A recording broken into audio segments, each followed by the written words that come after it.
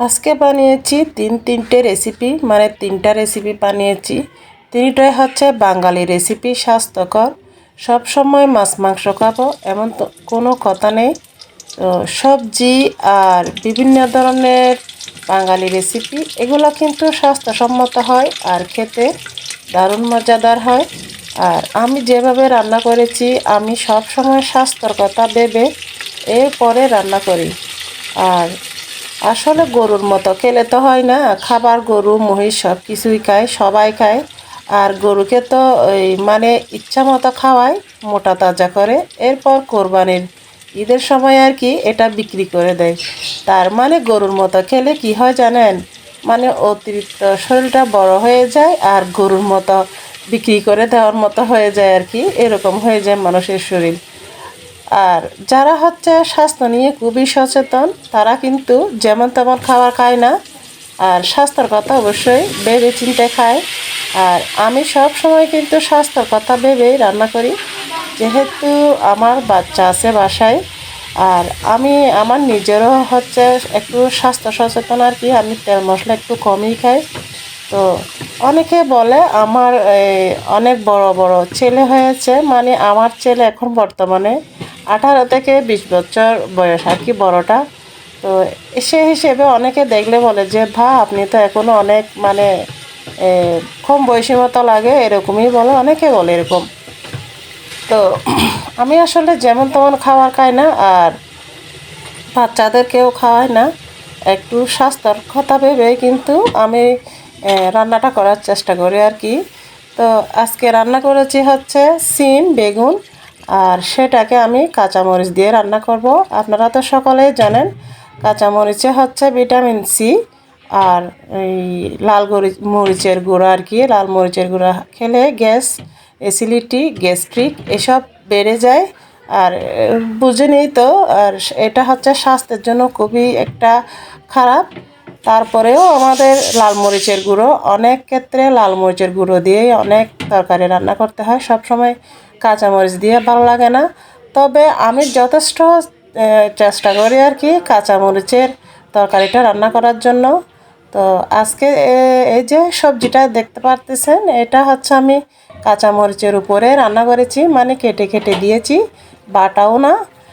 আস্ত কাঁচামরিচকে কেটে দুভাগ করে করে দিয়েছি। কিন্তু এটা খেতে ভীষণই টেস্টি, ভীষণই স্বাদ। এভাবে উপরে কাঁচা মাছটা বসিয়ে দিয়েছি, এতে পুষ্টিগুণ ভালো থাকে। আর ভেজে নিলে এটা আলাদা রকমের একটা স্বাদ হয়, তবে কাঁচা মাছের তুলনায় পুষ্টিটা অনেকটা কমে যায়। তো এভাবে রান্না করে দেখবেন, এটা খেতে কিন্তু ভীষণই মজাদার। আমার রান্না হয়ে গেছে। আমি সবজি অতিরিক্ত মানে সিদ্ধ করি না, মানে মোটামুটি হয়ে গেছে, এ পর্যায়ে আমি নামিয়ে ফেলি। এখন আমার ওই সবজিটা হয়ে গেছে। এখন আমি রান্না করতেছি হচ্ছে, এটা হচ্ছে ধনেপাতা দিয়ে ভর্তা করব। সেজন্য আমি আস্ত ধনেপাতাগুলো সুন্দর মতো পরিষ্কার করে ধুয়ে নিয়েছি, আর সেগুলোকে এখন কাঁচি দিয়ে কেটে দিচ্ছি আর কি। মানে আমি কাটার আগে ধুয়ে নিয়েছি আর কি। আর কেটে ফেললে কেটে কাটার পর ধুলে এটা অনেক পুষ্টি পানির সাথে চলে যায়, সেজন্য আমি আস্ত ধুয়ে ফেলি সবজিগুলো। আর এখন একটা কাঁচির সাহায্যে ছোটো ছোটো করে দিচ্ছি, দিয়ে এখানে কাঁচামরিচ দিয়ে আর অল্প একটু পানি দিয়ে সিদ্ধ করার জন্য বসিয়ে দিব। আর সবুজ শাকসবজির মধ্যে কিন্তু অনেক পুষ্টিগুণ থাকে, যেহেতু এখন শীতকাল, শাকসবজি ভীষণই সস্তা, আর ধনেপাতা তো একেবারে সস্তা। আর এটা ভর্তা করে খেলে আপনার বিভিন্ন রোগ ব্যাধির জন্য একটা পুষ্টি আর ঔষধি গুণাগুণ এই ধনেপাতার মধ্যে আছে। সেজন্য চেষ্টা করবেন যে সবুজ আর কি, সবুজ শাকসবজি সিদ্ধ করে ভর্তা করার জন্য। তো আমি কাঁচামরিচও দিয়ে দিয়েছি। চাইলে আমি তেলের মধ্যে ভাজতে পারতাম, কিন্তু তেলের মধ্যে করব না, সেটা এক রকমের স্বাদ আর সিদ্ধ করাটা আরেক রকমের স্বাদ।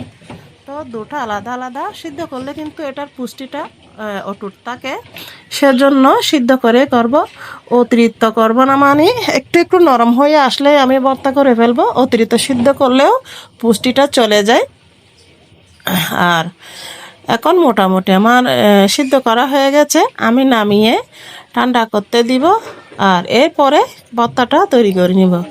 তো আপনাদেরকে অবশ্য দেখাবো আমি ভর্তাটা আসলে কিভাবে করতেছি।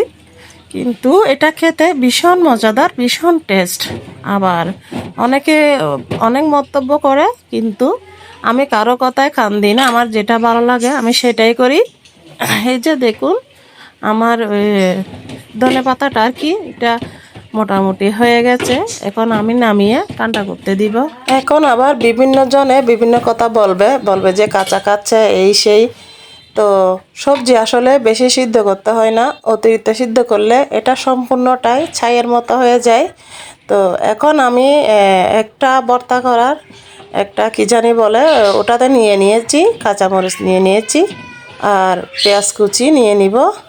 তো এরপরে হাত দিয়ে আমি ভর্তাটুকু করে নিব। আসলে ভর্তা করারও একটা ইয়ে আছে আর কি, আমি এটা দিয়ে করবো না, হাত দিয়ে করব, আমার হাত দিয়ে করতে ভালো লাগে। তো এখন আমি ভর্তাগুলো করে নিচ্ছি। এটা কিন্তু খেতে ভীষণই মজাদার। আর সবুজ শাকসবজিতে আর কি ভিটামিন ই, সি সব কিছুই থাকে। তো আপনারা কিন্তু সবুজ শাকসবজি খাবেন। এখন তো শীতকাল, এই সিজনে টাটকা সব কিছু পাওয়া যায়।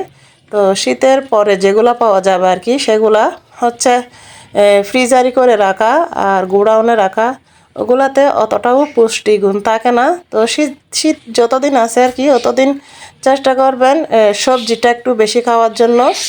তো গাছের মধ্যে যেমন সার বিভিন্ন কিছুর প্রয়োজন হয়, শরীরেও বিভিন্ন পুষ্টি সব কিছুরই প্রয়োজন হয়। তো এখন দেখা যায় সমস্ত মানে যত মানুষই হোক সব মানুষের কিন্তু রোগ একটা না একটা লেগেই থাকে। তো এখন তো সবাই ফাস্টফুড বা বিভিন্ন মশলাদার খাবারই খেতে অভ্যস্ত, সেজন্য হয়তো মানুষের বেশি রোগ ব্যাধি হয়ে থাকে আর কি, লেগে থাকে। তো সব সময় চেষ্টা করবেন আর কি টাটকা জিনিস খাওয়ার, ভালো মানের জিনিস খাওয়ার।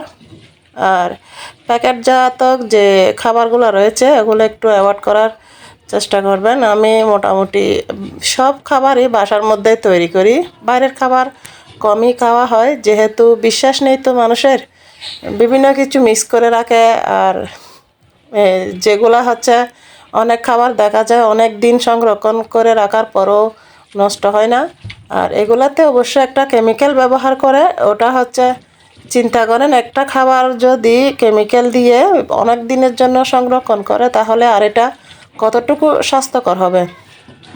তো মানে আজকে করেছি আর আজকে খেয়ে ফেলবো ওরকম ওরকম খাবারই খাওয়ার চেষ্টা করবেন। আমার কিন্তু ভর্তাটা হয়ে গেছে, আমি এখান থেকে নিয়ে একটু একটু করে খাচ্ছি আর কি, বানাতে বানাতে আমি খেয়ে ফেলতেছি। এখন আবার রান্না করতেছি পাতাকপি। পাতাকপি বলতে বাঁধাকপি, যেটা চাইনিজ সবজি বা চাইনিজরা বেশিরভাগ এইটাই খায়। আসলে এটা কিন্তু ভীষণই মজাদার যদি রান্নার প্রক্রিয়াটা ঠিকঠাক হয়। তো এখানে আমি সর্বপ্রথমে দিয়ে দিলাম হচ্ছে তেল, পেঁয়াজ কুচি আর কাঁচামরিচ কুচি, হালকা একটু ভেজে নেব। আবার এটাতেও একটা পুষ্টিগুণ রয়েছে, এটাও কিন্তু অতিরিক্ত ভাজা যাবে না, অতিরিক্ত ভাজলে কোনো কিছুরই পুষ্টি থাকে না। একটা নিয়ম হচ্ছে মানে নিয়মের মধ্যেই রাখতে হয়। তো আমার এটা ভাজা হয়ে গেছে, এখন আমি দিয়ে দিব লবণ আর হলুদ গুঁড়ো পরিমাণ মতো। এটা হচ্ছে আপনার সবজি অনুযায়ী দিয়ে দিতে হয়, কম হলে কম দিবেন আর বেশ হলে বেশ দিবেন, সেই অনুযায়ী দিয়ে দিবেন। তো এখন দিয়ে দিচ্ছি সিমের বিচি, যেটা বাজারে কিনতে পাওয়া যায়। আমার বাসায় 2 কেজি মতো এনেছিল। তো আমি 2 কেজি সবগুলাই সাথে বসে বসে খোসাটা ছাড়িয়ে সবগুলো আমি ফ্রিজারে রেখে দিয়েছি। ফ্রিজে রাখলে এটা ডিপ ফ্রিজে রাখতে হয় অবশ্য, এটা ফ্রিজে রাখলে ঠিক টাটকার মতোই থাকে। তো আসলে এরকম খাওয়া ভালো না, তারপরও মাঝে মধ্যে কয়েকটা জিনিস রাখতে হয়। তো এখন এখানে অল্প একটু দিয়ে দিলাম ভেজে, এখন দিয়ে দিচ্ছি পাতাকপি। এটা আমি বড় বড় সাইজ করে কেটেছি। এটা চাইনিজরা এভাবেই কাটে, আমাদের মতো কুচো কুচো করে কাটে না। আর কুচো কুচো করে কেটে ধুয়ে ফেললে তো পুষ্টি চলে যায়। আমি বড় বড় কেটে ধুয়ে নিয়েছি, এখন দিয়ে দিচ্ছি। এটা একটা চাইনিজ স্টাইল আর কি, এভাবে রান্না করে আর কি। তো এখন দিয়ে দিব সামান্য পানি আর একটুখানি ঢাকা দিয়ে কিছুক্ষণ পাপিয়ে নিচ্ছি। কিছুক্ষণ পর মানে কেমন হলো সেটাও দেখব। তার আগে দিয়ে দিলাম হচ্ছে কয়েকটা টমেটো। অবশ্য এটা দেশি টমেটো দেওয়ার চেষ্টা করবেন। তো কিছুক্ষণ পর দেখবো যে কেমন হলো। এখন আমি একটু উল্টিয়ে পাল্টিয়ে দিচ্ছি। এটাও কিন্তু খেতে ভীষণই মজাদার, মানে একটা রসালো। তো সারা জীবনে দেখে এসেছি পাতাকপিকে সবাই ভাজি করে, মানে তেলের মধ্যে ভাজি করে খায়। এভাবে এভাবে আমি যখন প্রথমবার একবার ট্রাই করেছিলাম, আমার না কেমন জানি খেতে এত ভালো লেগেছিল। সেই থেকে আমি এরকমই রান্না করি, মাঝে মধ্যে ভাজি করি রুটি দিয়ে খাওয়ার জন্য। তো এটা হচ্ছে আমি ভাতের দিয়ে, মানে ভাত দিয়ে খাবো। এটা রসালো রসালো হবে। আর যে সিমের বীজ দিয়েছি না, এটা ভেঙে ভেঙে একেবারে মানে সিদ্ধ হয়ে এই কফির সাথে মিশে যাবে। এটা খেতে এত ভালো লাগে। অবশ্য আপনারা বাসায় ট্রাই না করলে বুঝতেই পারবেন না, হয়তো আপু মিথ্যা কথা বলতেছে এরকমই ভাববেন। অবশ্য বাসায় একবার ট্রাই করতে হবে, তারপরে হচ্ছে আপনারা বুঝতে পারবেন। তো এখন মোটামুটি সিদ্ধ হয়ে গেছে। এটাও আমি অতিরিক্ত সিদ্ধ করব না, পুষ্টিগুণ মানে ভালো থাকার জন্য। মানে কাঁচাও না আবার বেশি সিদ্ধও না, মোটামুটি হয়ে গেলে কিন্তু আমি এটা নামিয়ে ফেলবো। তবে নেড়ে চেড়ে দেখতেছি, এখনও কিন্তু একটু শক্ত শক্ত ভাব রয়ে গেছে, মানে ভালো মতো হয়নি। তো আরও কিছুক্ষণ আমি এটাকে সিদ্ধ করে নিব। এই যে আমি আরও কিছুক্ষণ সিদ্ধ করে নিয়েছি। যেহেতু বড় বড় করে কেটেছি, এটার মাঝখানে একটা ডাঁটা থাকে, মানে পাতার মাঝখানে একটা ডাঁটা থাকে। এটা হয়েছে কিনা একটুখানি খেয়ে নরম হয়েছে কিনা দেখব। নরম হয়ে গেলেই আমি এটা নামিয়ে ফেলবো। এখন দেখুন এই যে হয়ে গেল। আর সিমের যে বীজ দিয়েছি এটাও ভেঙে মিশে গেছে। এখন নেড়ে চেড়ে দেখাচ্ছি আর কি। তো কেমন হয়েছে একটি লাইক দিয়ে জানিয়ে দিবেন।